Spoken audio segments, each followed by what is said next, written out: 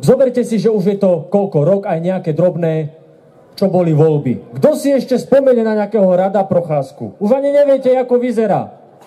Ale jeho legendárne toto bude až do smrti.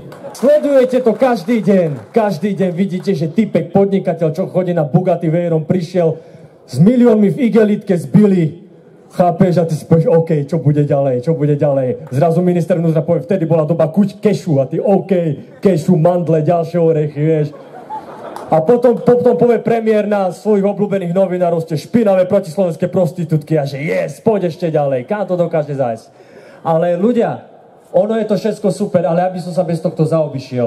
A treba niečo spraviť, pretože keď to pôjde takto ďalej, už teraz začína byť neskoro. Už teraz, keď vidíte, že kam siaha tá arogancia, že politik už sa nebojí ničoho, on sa už nebojí ani smrti.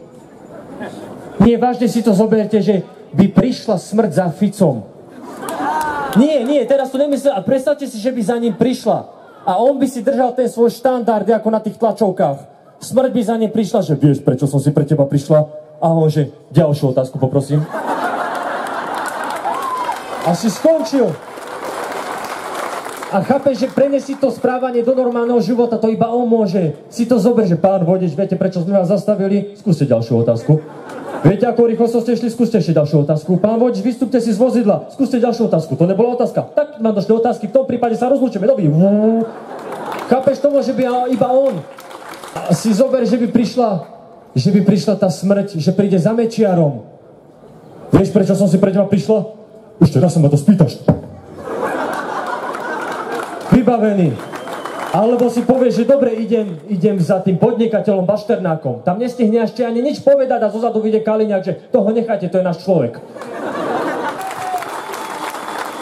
Dámy a páni, je krásne vidieť, že proste dva mladí študenti, ktorí s týmto začali a ďalší sa pridali, že sú mladí ľudia na Slovensku, ktorým záleží na budúcnosti Slovenska, že nechcú len tak proste odísť a nechať to tu na pospas. Toto sa prizná, že by som gule nemal. Toto zorganizovať. Ja sem prídem a poviem pár slov, to je to najmenej. Ale toto je to, že človek proste sa postaví a ide, ukáže, že niečo není v poriadku, lebo doma sedieť za počítačom na stoličke a rozprávať, oni sú platení, vymýšľať rôzne konšpiračné teórie, to vie každý. Ale to, že sem prídete na to námestie, to sa ráta. To sa ráta, aj keď podpíšete len petíciu, ani sem nemusíte prísť, ale že podporíte aspoň v nejakom zmysle. To sa ráta. A ja viem, keď tu nebudeme stáť my, tak to spraví niekto iný. A budú tu namiesto vás stáť ľudia, ktorí budú mať hore pravicu. A halo, toto sa má riešiť. Halo, skutok sa stal. Ďakujem pekne.